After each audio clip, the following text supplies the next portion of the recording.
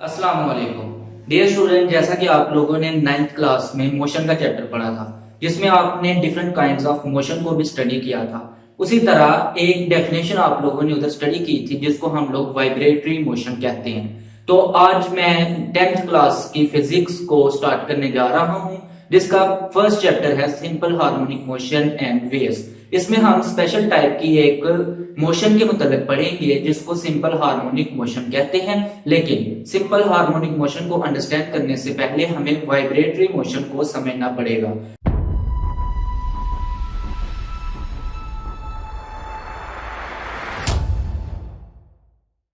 Vibratory motion चूंकि आप लोगों ने 9th क्लास में भी पढ़ ली है, तो वाइब्रेटरी मोशन क्या थी? वाइब्रेटरी मोशन ऐसी मोशन थी जिसमें कोई भी बॉडी अपनी मेन पोजीशन के गिर्द वाइब्रेट करती है टू एंड फ्रो मोशन में।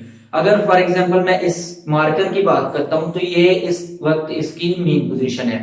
अगर मैं इसको किसी भी पोजीशन पे ले जाके छोड़ता हूं तो ये क्या करेगा? अपनी मेन पोजीशन के गिर्द रोटेट करेगा, अपनी मेन पोजीशन के गिर्द टू एंड फ्रो मोशन करेगा। इस तरह की मोशन को हम लोग वाइब्रेटरी मोशन कहते हैं। जो सिंपल हार्मोनिक मोशन है वो भी एक तरह की वाइब्रेटरी मोशन ही है, लेकिन इसमें कुछ कंडीशंस हैं। वो कंडीशंस क्या हैं जी? सिंपल हार्मोनिक मोशन उस वक्त होती है जब जो बॉडी परफॉर्म कर रही है उस मोशन को, उसकी एक्सेलरेशन जो है वो डिस्प्लेसमेंट के डायरेक्टली प्रोपोर्शनल हो और एक्सेलरेशन हमेशा मेन पोजीशन की तरफ हो। टू कंडीशंस हैं सिंपल हार्मोनिक मोशन के लिए, वो क्या है जी? Acceleration is directly proportional to displacement and is always directed towards its mean position. सबसे पहले हम लोग सिंपल हार्मोनिक मोशन की डेफिनेशन को एक दफा देख लेते हैं। What is simple harmonic motion? Simple harmonic motion, if the acceleration of a body is directly proportional to the displacement and is always directed towards its mean position।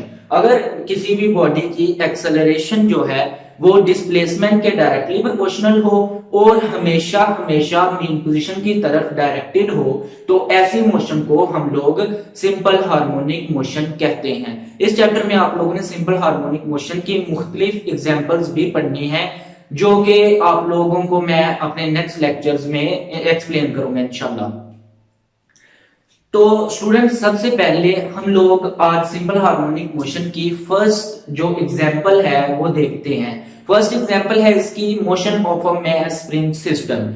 एक mass spring system की जो motion होती है हम लोगों ने इसको prove करना है कि आया ये सिंपल हार्मोनिक मोशन है कि नहीं है। हम इसको मैथमेटिकली भी प्रूव करेंगे और इसको एक्सप्लेन भी करेंगे कि इसकी मोशन सिंपल हार्मोनिक मोशन होती है कि नहीं होती है। तो motion of a mass spring system, सबसे पहले हम लोग देख लेते हैं कि ये एक स्प्रिंग है। स्प्रिंग के साथ बेसिकली हम लोग क्या करेंगे? कोई भी मैस m अटैच कर देंगे। जैसा इस स्प्रिंग में आप देख सकते हैं इसके साथ थोड़ा सा वजन मैंने अटैच किया हुआ है, तो इसको आप मैस अज्यूम कर लो और स्प्रिंग का एक एंड इस मैस के साथ अटैच है जबकि दूसरा एंड जो है इसका वो किसी रिजिड सपोर्ट के साथ अटैच है। तो इस सिस्टम को हम लोग मैस स्प्रिंग सिस्टम कहेंगे। अब मैस स्प्रिंग सिस्टम हॉरिजॉन्टल भी हो सकता है, यानी इस तरह भी किसी सरफेस के ऊपर पड़ा हो सकता है, या वर्टिकल भी हो सकता है, इस तरह ये लटका हुआ भी हो सकता है। तो हम लोगों ने बेसिकली इस लॉन्ग क्वेश्चन में क्या करना है, इसमें हम लोगों ने इस मैस स्प्रिंग सिस्टम की जो मोशन है उसको प्रूव करना है कि ये मोशन सिंपल हार्मोनिक मोशन है। तो सबसे पहले हम लोग डायग्राम की तरफ देखते हैं। मैंने डायग्राम बनाई है जिसमें एक मैस m है वो अपनी मेन पोजीशन O के ऊपर इस वक्त स्टेबल है।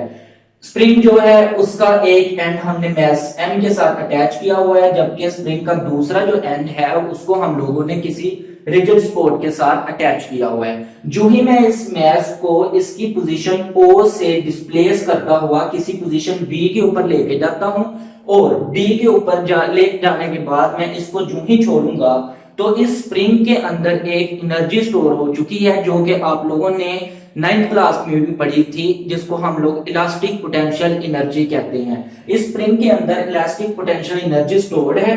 वही इलास्टिक पोटेंशियल एनर्जी इधर रिस्टोरिंग फोर्स का काम करते हुए इस ऑब्जेक्ट को, इस बॉडी को दोबारा मेन पोजीशन की तरफ लेके जाएगी। इस चीज को मैं बाद में एक्सप्लेन करता हूं। फर्स्ट ऑफ ऑल हम लोग इसकी डेरिवेशन कर लेते हैं। आप लोगों ने 9th क्लास में हुक्स लॉ पढ़ा था। हुक्स लॉ हमें क्या बताता था? हुक्स लॉ बताता था कि अगर हम किसी भी स्प्रिंग के ऊपर या किसी भी इलास्टिक थिंग जिसके अंदर इलास्टिसिटी है, ऐसा मटेरियल जिसके अंदर इलास्टिसिटी है, अगर उसके ऊपर हम लोग स्ट्रेस अप्लाई करते हैं तो स्ट्रेस अप्लाई करने के बाद जो उसका स्ट्रेन होगा, स्ट्रेन मुख्तलिफ किस्म का हो सकता है, वॉल्यूम के चेंज की वजह से भी हो सकता है, लेंथ की चेंज की वजह से भी हो सकता है, या एरिया के चेंज की वजह से भी हो सकता है। लेकिन मैं इधर लेंथ के चेंज वाले स्ट्रेन की बात करूंगा, यानी टेंसाइल स्ट्रेन की मैं बात कर रहा हूं। अगर हम लोग हुक्स लॉ हमने पढ़ा था 9th क्लास में कि अगर किसी भी स्प्रिंग के ऊपर या इलास्टिक मटेरियल के ऊपर हम लोग स्ट्रेस अप्लाई करें तो उसके अंदर जो स्ट्रेन पैदा होगा वो स्ट्रेस के डायरेक्टली प्रोपोर्शनल होगा। इसका मतलब है जितनी हम लोग फोर्स लगाएंगे उतना ही उस स्प्रिंग का या उस बॉडी का जो ओरिजिनल वॉल्यूम है या ओरिजिनल लेंथ है उसमें चेंज आएगा। जितनी फोर्स लगेगी उतना ही चेंज आएगा। फॉर एग्जांपल मैं स्प्रिंग की बात करता हूं तो हुक्स लॉ ये कहता है कि अगर मैं स्प्रिंग के ऊपर फोर्स लगाता हूं F या स्ट्रेस अप्लाई करता हूं तो उस स्ट्रेस के बाद जितना मैं स्ट्रेस अप्लाई करूंगा इसकी लेंथ उतनी ही ज्यादा बढ़ेगी। इस चीज को हम लोग स्ट्रेन कहते हैं। तो stress is directly proportional to strain. लेकिन इस केस में क्या होगा, जो स्ट्रेस हम अप्लाई कर रहे हैं उसको हम फोर्स कंसिडर करेंगे और जो चेंज हो रहा है इसकी लेंथ में उसको हम लोग कह लेंगे कि ये डिस्प्लेसमेंट है उस बॉडी का जो इसके साथ अटैच था मेन पोजीशन से। मेन पोजीशन से जितनी हम लोग स्ट्रेस अप्लाई करके उसको किसी भी सिंक में लेके जाएंगे वो उसकी एक्चुअल तो वैसे स्ट्रेन है, लेकिन इस केस में हम लोग कहेंगे कि उस बॉडी का ये डिस्प्लेसमेंट है। तो सबसे पहले हम लोग कहते हैं कि जो इसके ऊपर फोर्स लगेगी वो फोर्स डायरेक्टली प्रोपोर्शनल होगी इसके डिस्प्लेसमेंट के। क्या मतलब, हुक्स लॉ ये कहता है कि जितनी फोर्स स्प्रिंग के ऊपर मैं लगाऊंगा उतना ही इसकी जो स्ट्रेन है, इसकी जो लेंथ है उसके अंदर उतना ही चेंज आएगा। तो जितनी मैंने फोर्स लगाई उतना ही डिस्प्लेसमेंट तय किया, यानी चेंज इन लेंथ हुआ स्प्रिंग की। तो F is directly proportional to हो गया x। x इधर रिप्रेजेंट कर रहा है डिस्प्लेसमेंट को और F रिप्रेजेंट कर रहा है जो इसके ऊपर फोर्स लगेगी। अब इसके साथ हम लोग माइनस का साइन लगाते हैं। डियर स्टूडेंट, जब भी फिजिक्स के अंदर नेगेटिव साइन आएगा इसका एक्चुअल मतलब ये होता है कि ये अपनी हालत को अपोज कर रहा है, ये अपोजिशन के लिए हमेशा साइन इस्तेमाल होता है। लेकिन इधर जो माइनस का साइन इस्तेमाल हो रहा है ये इंडिकेट कर रहा है कि जिस बॉडी के ऊपर हम लोग फोर्स लगा रहे हैं वो बॉडी हमेशा अपनी मेन पोजीशन O की जानब ही मूव करेगा।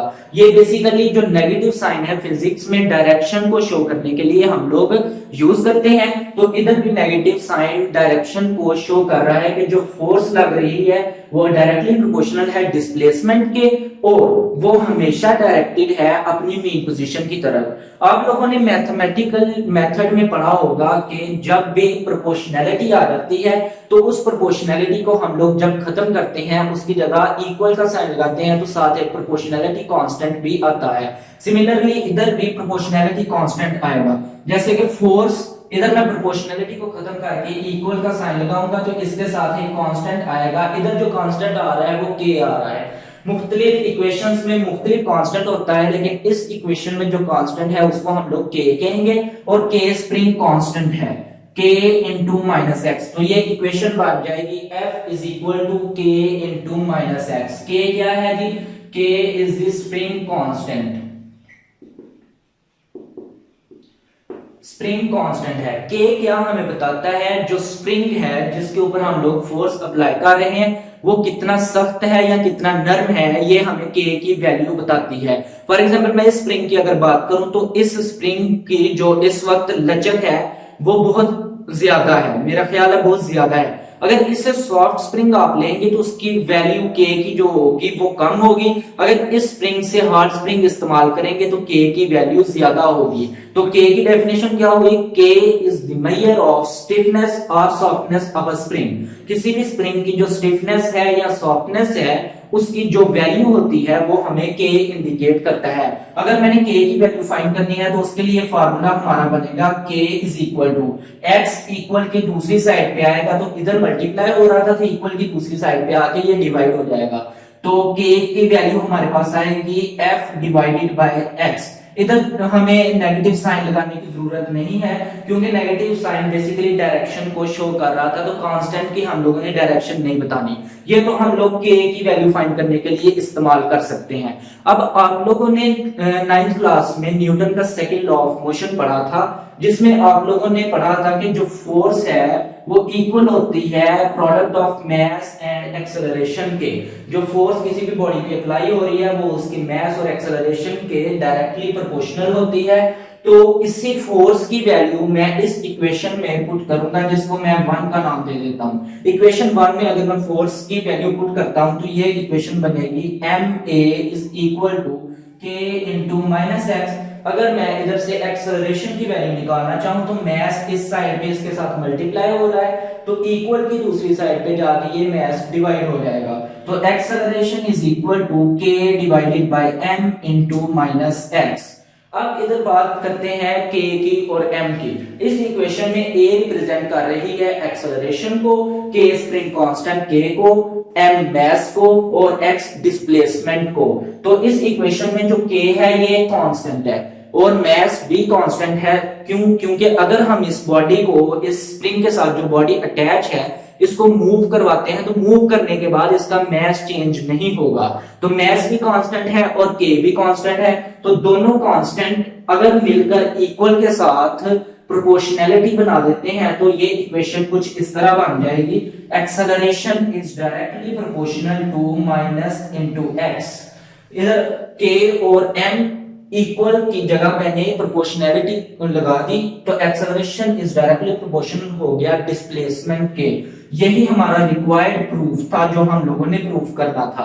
क्या था? बेसिकली सिंपल हार्मोनिक मोशन ऐसी मोशन थी जिसकी एक्सेलरेशन उसके डिस्प्लेसमेंट के डायरेक्टली प्रोपोर्शनल होती है और एक्सेलरेशन हमेशा जो है मीन पोजीशन की तरफ डायरेक्टेड होती है।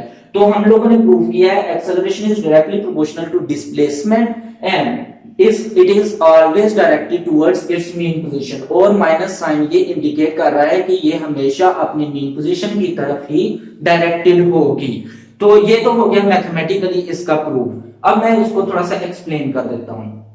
लेट्स सपोज आप लोग इस स्प्रिंग की एग्जांपल ले लें। अगर मैं इस स्प्रिंग को किसी भी इसकी मीन पोजीशन O से किसी भी पोजीशन B के ऊपर ले जाके छोड़ता हूं तो ये क्या करेगा, ये B पोजीशन से O पे आएगा, O के ऊपर नहीं रुकेगा बल्कि किसी और पोजीशन A के ऊपर जाएगा और दोबारा O फिर B और फिर O फिर B। इस तरह ये O के गिर्द वाइब्रेट करता रहेगा तब तक जब तक इसकी सारी की सारी एनर्जी लॉस्ट नहीं होगी। जो ही इसकी सारी की सारी एनर्जी लॉस्ट होगी ये स्टिल हो जाएगा अपनी मेन पोजीशन के ऊपर। अब इस डायग्राम से हम लोग इसको समझते हैं। लेट्स सपोज मैंने m mass को इसकी मेन पोजीशन O से डिस्प्लेस किया B पॉइंट तक, तो जो ही मैं इसको B पॉइंट के ऊपर लेके आऊंगा इस स्प्रिंग के अंदर इलास्टिसिटी की वजह से इलास्टिक पोटेंशियल एनर्जी स्टोर होगी जो इधर रिस्टोरिंग का फोर्स का काम कर रही होगी। तो इधर हमारी एक और डेफिनेशन आ जाती है कि what is restoring force. Restoring force ऐसी फोर्स होती है जो किसी भी ऑब्जेक्ट को जो ऑसिलेशन परफॉर्म कर रहा है, जो ऑसिलेटिंग बॉडी है, उसको हमेशा पुल करती है अपनी मेन पोजीशन की तरफ। क्या है जी वाइब्रेटिंग रिस्टोरिंग फोर्स की definition? Restoring force is the force that always pushes और पुल द वाइब्रेटिंग और oscillating body towards its mean position. जो वाइब्रेट कर रही है या ऑसिलेट कर रही है उस बॉडी को हमेशा जो फोर्स मेन पोजीशन की तरफ खींचती है उस फोर्स को हम लोग रिस्टोरिंग फोर्स कहते हैं। तो जो ही इसके अंदर इलास्टिक पोटेंशियल एनर्जी ज्यादा होगी तो इसकी रिस्टोरिंग फोर्स वही पोटेंशियल एनर्जी बन जाएगी और रिस्टोरिंग फोर्स की वजह से ये बॉडी बी के ऊपर नहीं रुकेगी बल्कि जो ही मैं इस बॉडी को छोड़ूंगा ये बी से मूव करती हुई ओ की तरफ जाएगी। जो ही ये बी से ओ की जाने मूव कर रही होगी इसकी स्पीड इंक्रीज होगी। क्यों? क्योंकि स्प्रिंग इसको बहुत ज्यादा एनर्जी प्रोवाइड कर रहा है। स्प्रिंग की एनर्जी इस वक्त बहुत ज्यादा है, तो B से O की जानब जाते हुए इसकी एनर्जी ज्यादा होने की वजह से स्पीड भी ज्यादा हो जाएगी, लेकिन ये O के ऊपर जाके नहीं रुकेगा। क्यों नहीं रुकेगा? O के ऊपर जाके इसलिए नहीं रुकेगा क्योंकि आप लोगों ने एक और प्रॉपर्टी 9th क्लास में पढ़ी थी जिसको हम लोग इनर्शिया कहते हैं। इनर्शिया क्या था जी? किसी भी बॉडी का उसकी रेस्ट या मोशन की जो पोजीशन होती है, हालत होती है, उसमें जो चेंज आता है उसको अपोज करने की जो खसूसियत है उसको हम लोग इनर्शिया कहते हैं। Inertia is the property of a body by which it oppose any change in its rest और motion, in its state of rest और मोशन। इसकी रेस्ट या मोशन की हालत में अगर कोई भी चेंज आता है तो उस चेंज के खिलाफ मुजाहमत जो प्रॉपर्टी करती है, खसूसियत करती है, उस खसूसियत को हम लोग इनर्शिया कहते हैं। चूंकि ये बॉडी मूव कर रही थी बी से ओ की जानब, तो अब ओ के ऊपर जाके इसकी जो असल स्टेट है वो क्या है, मोशन है। तो ओ के ऊपर जाके ये रेस्ट में नहीं जाएगी, बल्कि इनर्शिया क्या करेगा, इसकी असल जो स्टेट है मोशन उसको बरकरार रखने की कोशिश करेगा। तो ये ओ के ऊपर रुकने की बजाय कुछ पोजीशन आगे चला जाएगा, जिस पोजीशन को हम लोग ए कह लेते हैं। लेट्स सपोज इस पोजीशन को मैं ए कहता हूं, तो ये बी से मूव करते हुए ओ पर जाके नहीं रुकेगा, बल्कि ओ पे इनर्शिया की वजह से ये ए पे चला जाएगा, और जो ही ये ए के ऊपर जाएगा, लेट्स सपोज इस स्प्रिंग की एग्जांपल लेते हैं। अगर मैं इस स्प्रिंग को कंप्रेस करता हूं, कुछ हद तक मैं इसको कंप्रेस करूंगा, और जो ही मैं इसको छोड़ूंगा ये अपनी ओरिजिनल पोजीशन में आ जाएगा, अपनी ओरिजिनल पोजीशन में वापस आ जाएगा, अपनी ओरिजिनल पोजीशन में वापस आ जाएगा। तो इसी तरह जो ही ये बॉडी कंप्रेस हो गई है, स्प्रिंग कंप्रेस्ड हो गया है, तो कुछ देर बाद ये स्प्रिंग अपनी असल हालत को बरकरार रखने के लिए इस बॉडी को दोबारा पुश करेगा बैक।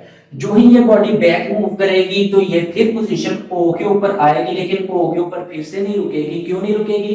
क्योंकि इनर्शिया दोबारा से एक्ट कर रहा है और ये फिर बी की जानिब जाना शुरू कर देगी, लेकिन इस दफा बी के ऊपर नहीं पहुंचेगी, बल्कि बी से कुछ फासला पीछे ही ये रुक जाएगी। क्यों रुकेगी? क्योंकि फ्रिक्शन की वजह से इस एक कुछ ना कुछ जो एनर्जी थी वो लॉस्ट हो चुकी है।